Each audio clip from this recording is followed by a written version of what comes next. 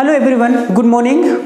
आज ये मेरा सॉल्यूशन का लेक्चर नंबर 5 है और आज मैं बात करूंगा Raoult's law for non volatile solutes. इसके पहले के लेक्चर में हम लोग बात कर रहे थे ऐसे सॉल्यूशन की जिसमें कि दोनों ही यानी सॉल्यूट और सॉल्वेंट दोनों ही वोलेटाइल्स थे, उसके लिए मैंने राउल्ट्स लॉ बताया था। आज मैं बात करूंगा कि ऐसा सॉल्यूट जिसमें कि वो नॉन वोलेटाइल होगा, मीन्स कि वो वेपर ना बनाने वाला सॉल्यूट्स होगा। और इसी जगह मैं आपको बताऊंगा कि relative lowering of vapour pressure क्या होता है, और यहीं पर मैं बात करूंगा कि ऐसा सॉल्यूशन जिसमें कि सॉल्यूट जो होगा वो नॉन वोलेटाइल होगा, तो हम इस सॉल्यूशन की बात करेंगे। ओके,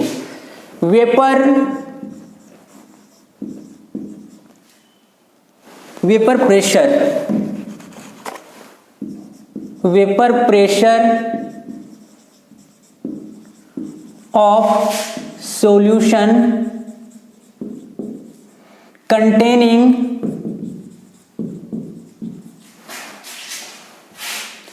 non-volatile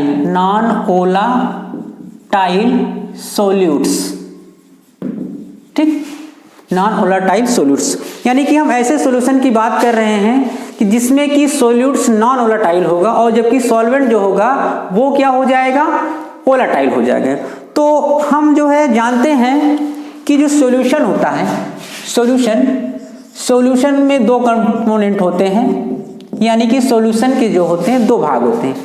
पहला भाग जो होता है इसे हम बोलते हैं सोल्यूट, क्या बोलते हैं, सोल्यूट। एंड सेकेंड जो भाग होता है उसको हम बोलते हैं सॉल्वेंट। ये बात हम बहुत अच्छे से जानते हैं। जो स्मॉलर अमाउंट में होता है उसको बोलते हैं सोल्यूट, जो ज़्यादा होता है उसको बोलते हैं सॉल्वेंट। तो अब यहाँ पर मैं एक सिंबल बनाता हूँ कि सोल्यूट के लिए मैं जो हमेशा जो है बी बनाता हूँ। ठीक, मैं बार बार नहीं लिखूंगा। सोल्यूट के लिए सोल्यूट का मतलब क्या हो जाएगा, बी, और सॉल्वेंट को हम लिखते हैं ए से। और अब हम यहाँ पे बात कर रहे हैं कि non volatile solutes. It means ये जो हम लेंगे वो लेंगे क्या, नॉन वोलेटाइल सॉल्यूट्स। ठीक, नॉन वोलेटाइल सॉल्यूट्स।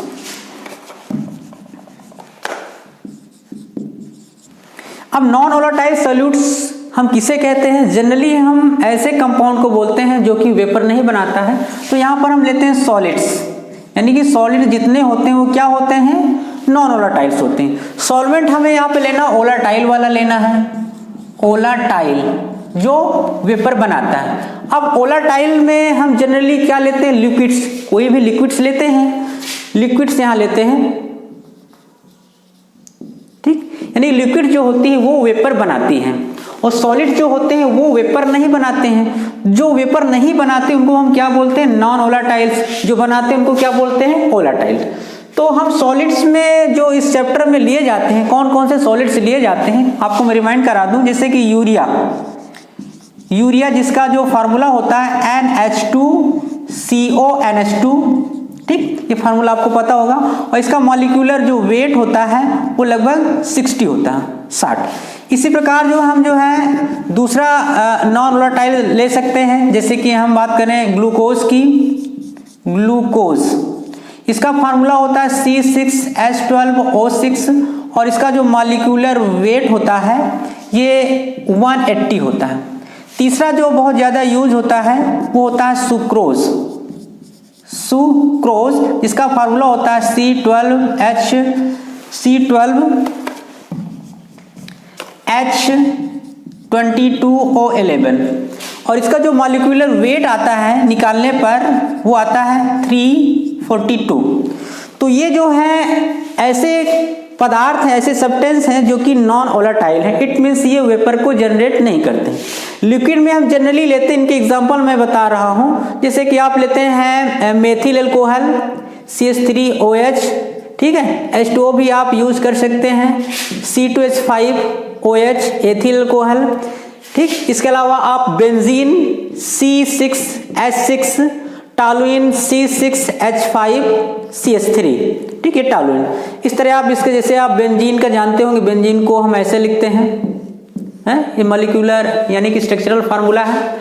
अगर यहाँ पे आप CH3 लगा दें तो ये हो जाता है टॉलुइन। क्या बोलते हैं इसको? टॉलुइन। तो इतने जो इधर मैंने कंपाउंड लिए हैं ये जो है वोलाटाइल हैं, और इधर वाले क्या लिए हैं? Non volatile. तो हम इस लेक्चर में बात कर रहे हैं ऐसे सॉल्यूट की जो कि नॉन वोलाटाइल होता है, इट मीन्स जो वेपर जनरेट नहीं करता है।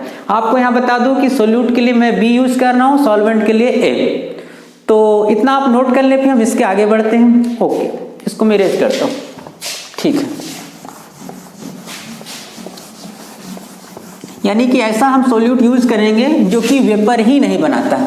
वेपर जो सॉल्यूशन में बनती है ओनली फॉर सॉल्वेंट से ही बनती है। ओके, तो अब यहां पर जो है मैं एक कंटेनर लेता हूं या कहे कोई बीकर है, ठीक, और ये बीकर है, इसमें हम मॉलिक्यूल्स लेते हैं ए के। क्या लेते हैं? मॉलिक्यूल्स ए के। ये ऐसा मतलब कि कंटेनर जो कि ऊपर से बंद है और इसमें जो मॉलिक्यूल्स हैं वो ए हैं। क्या है? ए को मैंने अभी बताया, ए हम किसके लिए यूज कर रहे हैं? सॉल्वेंट के लिए। किसके लिए यूज कर रहे हैं? सॉल्वेंट के लिए। यानी यहाँ पर ए जो मॉलिक्यूल हैं ये किसके हैं? सॉल्वेंट के हैं। ठीक, इसको मैं यहाँ पर लिख देता हूँ सॉल्वेंट। ये सॉल्वेंट के मॉलिक्यूल है। तो मैंने बताया कि सॉल्वेंट हम यूज कर रहे हैं वो वेपर बनाता है। तो यहाँ पर ये वेपर इसकी ऐसे बनेगी, वेपर बन रही है। अब यहाँ पर ये प्योर सब्सटेंस ए है, तो इसके वेपर प्रेशर को हम क्या लिखते हैं? पी नॉट ए।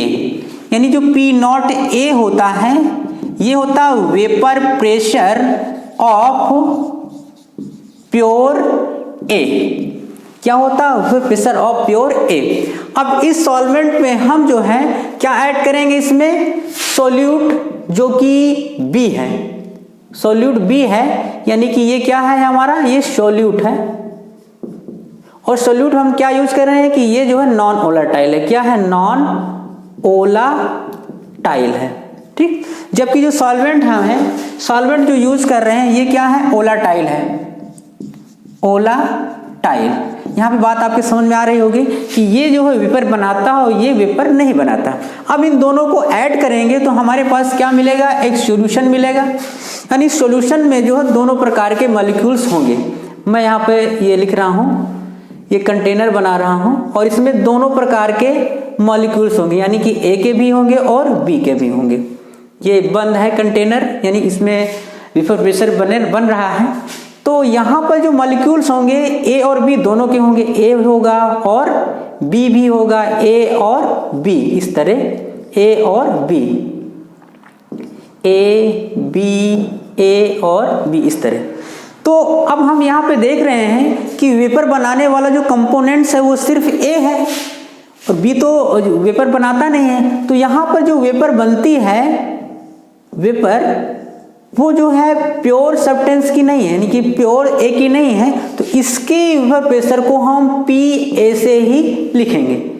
यानी ये क्या है? Vapour pressure of A, vapour pressure of ए।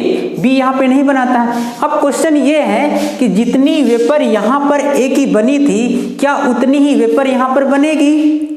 तो इसका आंसर हो जाएगा कि जितनी वेपर यहाँ बनती उतनी वेपर यहाँ नहीं बनेगी, बल्कि ये कम हो जाएगी। रीजन क्या है कि यहाँ पे देखिए ए और बी, यानी कि जो है बी यहाँ पे ए की जगह में क्या आ गया? बी। जहाँ जहाँ बी है वहाँ पे ये जहाँ जहाँ ए था वहाँ पे बी आ गया है, इस तरह।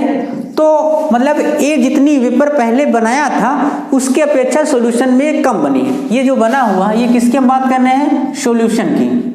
किसकी बात कर रहे हैं? सॉल्यूशन की। ठीक, तो आपके समझ में आ गया कि जो वेपर ए की बनाता है जितनी वेपर, उतनी यहाँ पर वेपर नहीं बनती, यानी पहले की अपेक्षा ये कम हो जाती है। तो इतनी बात समझ में आई। और राउल्स के पहले लॉ में मैंने आपको बताया था कि जो ये पीए होता है ये क्या होता है? Partial vapour pressure. ये किस पर डिपेंड करता है? मोल फ्रैक्शन ऑफ ए पर, यानी कि मोल फ्रैक्शन ए पर डिपेंड करता है। तो हम इसको ऐसे लिख सकते हैं, यानी कि पी ए प्रोपोर्शनल, क्या मैंने बताया था पहले लेक्चर में? एक्स ए। यानी कि मोल ए के जितने ज़्यादा मॉलिक्यूल्स होंगे उतनी ही ज़्यादा अमाउंट में यहाँ पर वेपर बनेगी, यानी कि ये डायरेक्टली प्रोपोर्शनल होता है मोल फ्रैक्शन ऑफ ए के। ठीक, तो इतना आप पहले नोट कर लें, फिर हम इसके बाद आगे बढ़ते हैं। ठीक, ओके। मोल फ्रैक्शन ए पर डिपेंड करता है।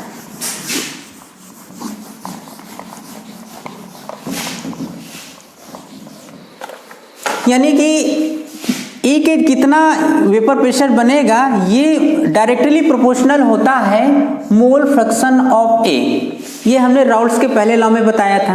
यानी हमने बताया था कि in a solution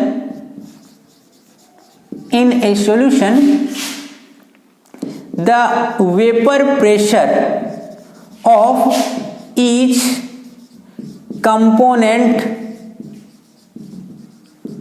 is directly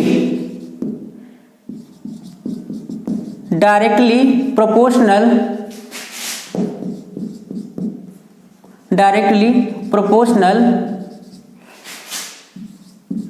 to the mole fraction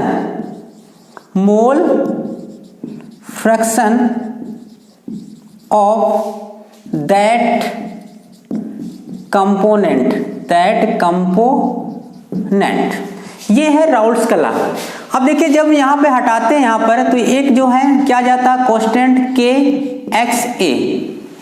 अब यहाँ पे मैं आपको बता दूं कि यहाँ पर जो वेपर बनाने वाला कंपोनेंट्स क्या होता है, सिर्फ ए क्या है, यहाँ पे सॉल्वेंट है, बी क्या है कि नॉन वोलेटाइल लिया है। तो अब मैं जो है यहाँ पर मैंने जो पहले बताया था कि जो के की वैल्यू आती है, के किसके बराबर आता है, ये प्योर वेपर प्रेशर ऑफ ए के आता है। तो यहाँ पे मैंने फार्मूला बताया था कि पी ए इक्वल टू क्या होता है कि P not A mole fraction of A. यही है राउल्ट का नियम। क्या है ये? राउल्ट्स का लॉ।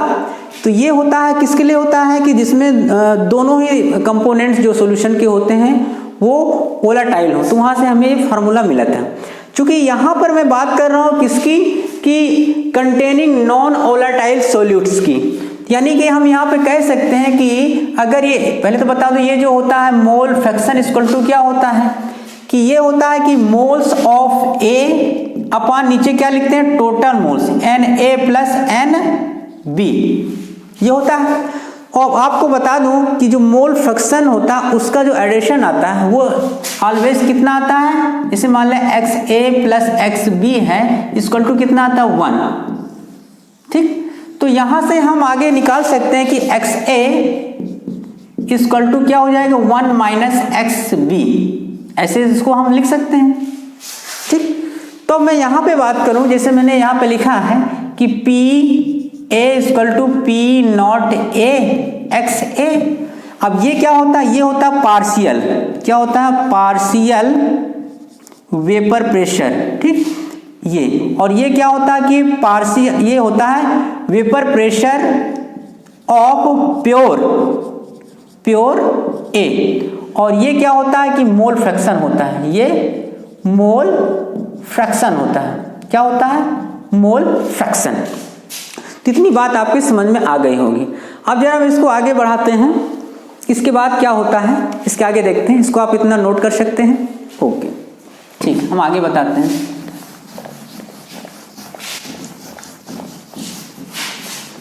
इसके आगे क्या होता है देखते हैं।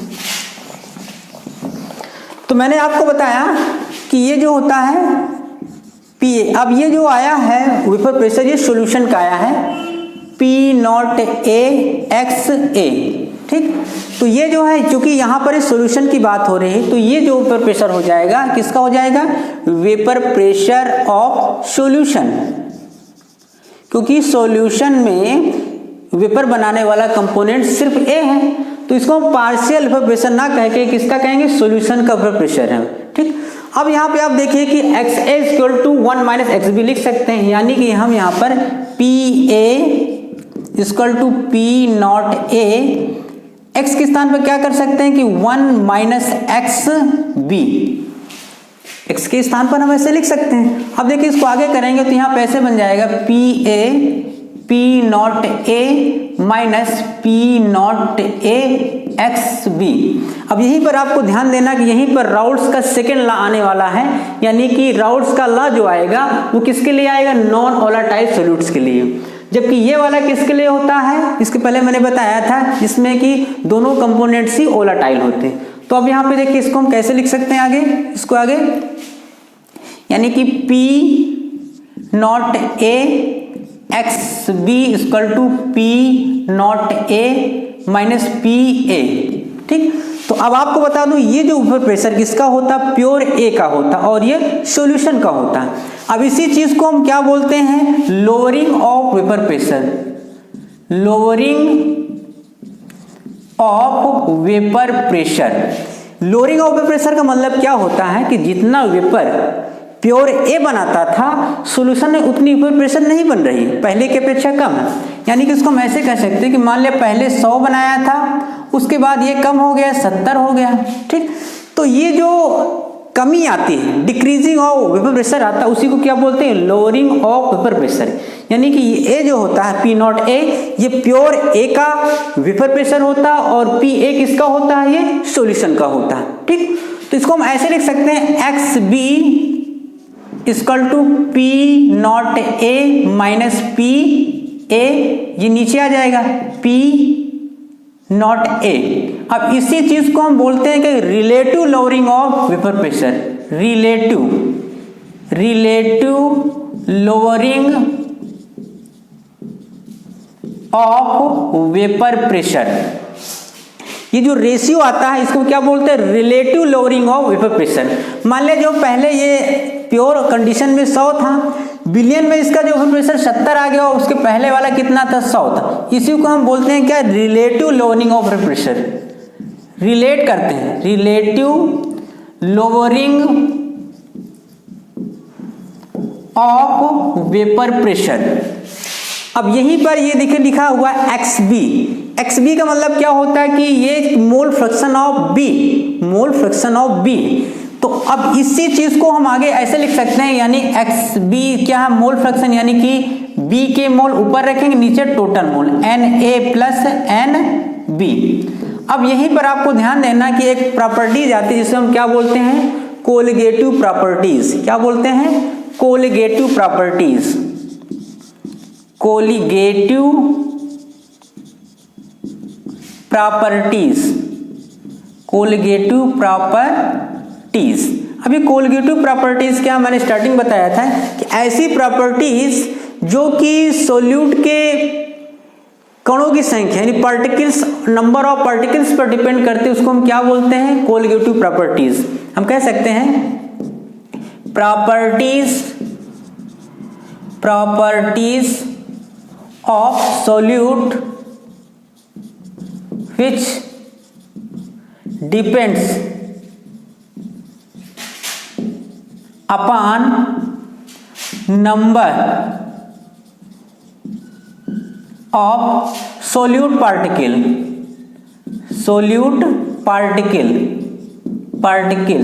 अब पार्टिकल्स में नंबर किसके हो सकते हैं, या तो मोल्स के हो सकते हैं, यानी कि मोल्स हो सकता है, या मोल फ्रैक्शन हो सकता है, मोल फ्रैक्शन। ठीक, ये या इसके अलावा आप जो आयंस ले सकते हैं, एटम्स होता है। तो ऐसी प्रॉपर्टी जो नंबर ऑफ पार्टिकल्स पर डिपेंड करते हैं, that is called colligative properties. तो यहाँ पे ये जो आया है फार्मूला, इसी को बोलते हैं Raoult's law for non volatile solutes. अब इसको हम जरा आगे यूज करते हैं, इसको आप इतना नोट कर लें, फिर मैं इसको आगे बताता हूँ। ठीक, ओके, नोट कर लीजिए। ठीक, तो हमने देखा कि जो राउल्ट्स का लॉ आया है ये ऐसे सॉल्यूशन के लिए आया जिसमें कि एक कंपोनेंट वोलेटाइल होता है and second is non volatile होता है। ठीक, सेकेंड इज नॉन वोलेटाइल। तो यहाँ पर मैंने लिखा कि P not A minus P A upon P not A equal to क्या आया, एक्स बी। ये बताया कि ये क्या होता है कि मोल फ्रैक्शन होता है। अब मोल फ्रैक्शन को मैं आगे फिर से बता दूं कि ये होता है कि एक्स बी मतलब कि ये बी के मोल्स ऊपर लिखते हैं, यानी कि मोल्स ऑफ बी, ऐसे कर सकते हैं,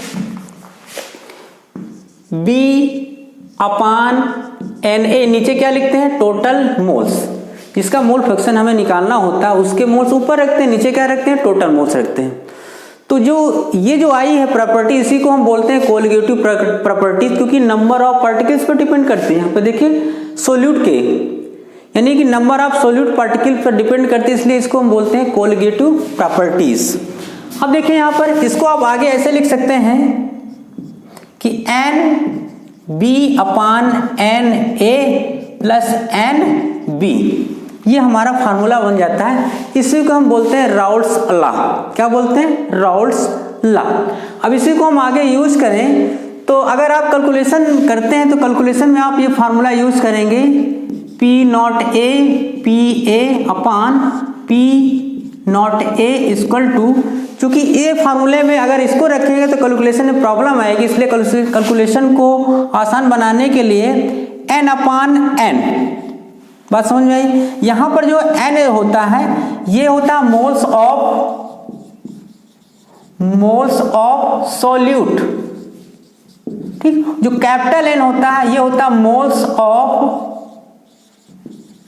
सॉल्वेंट, यानी कि न्यूमेरिकल के क्वेश्चन में आप ये वाला फार्मूला यूज करेंगे।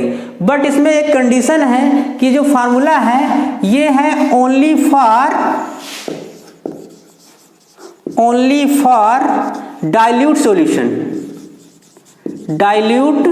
सॉल्यूशन, यानी कि इस फार्मूले का यूज आप सिर्फ डाइल्यूट सॉल्यूशन के लिए कर सकते हैं।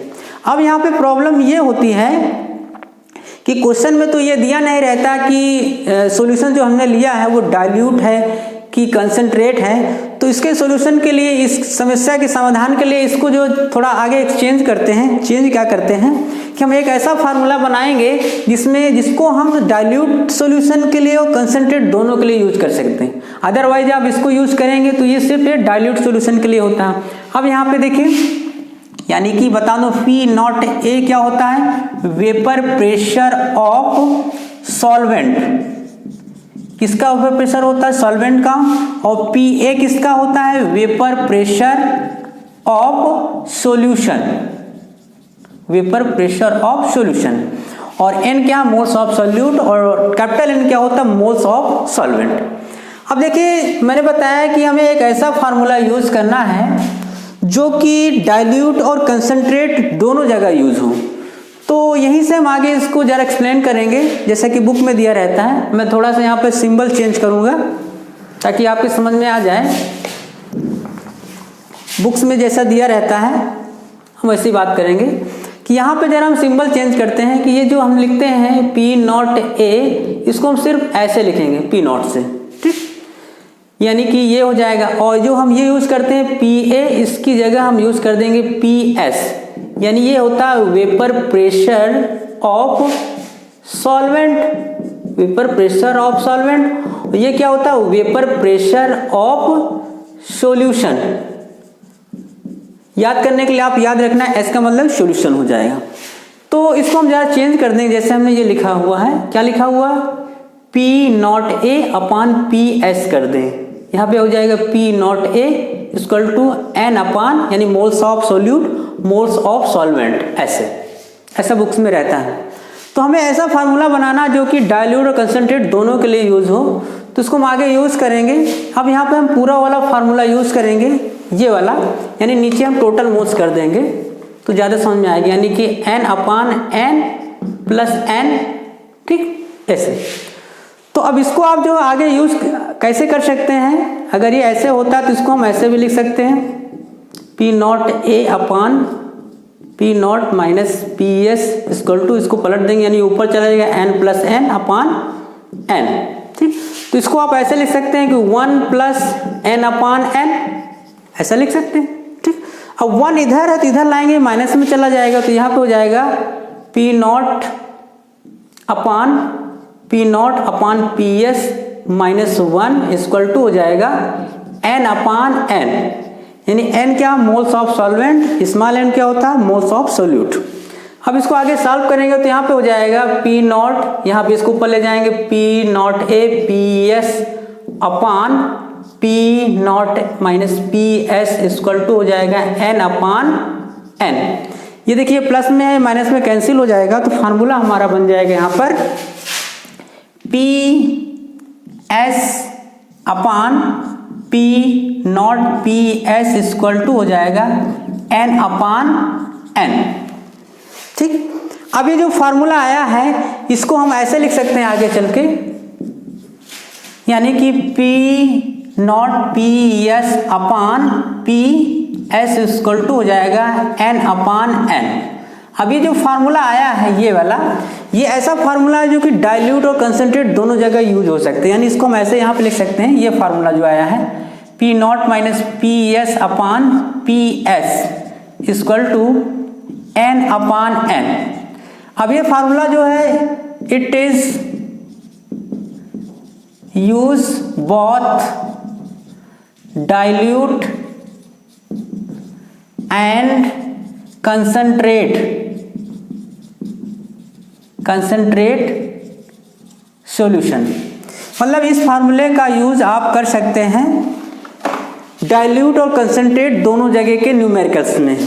तो अगर आप ये यूज करेंगे तो जो न्यूमेरिकल्स के कुछ आंसर आते हैं बहुत ही एक्यूरेट आते हैं।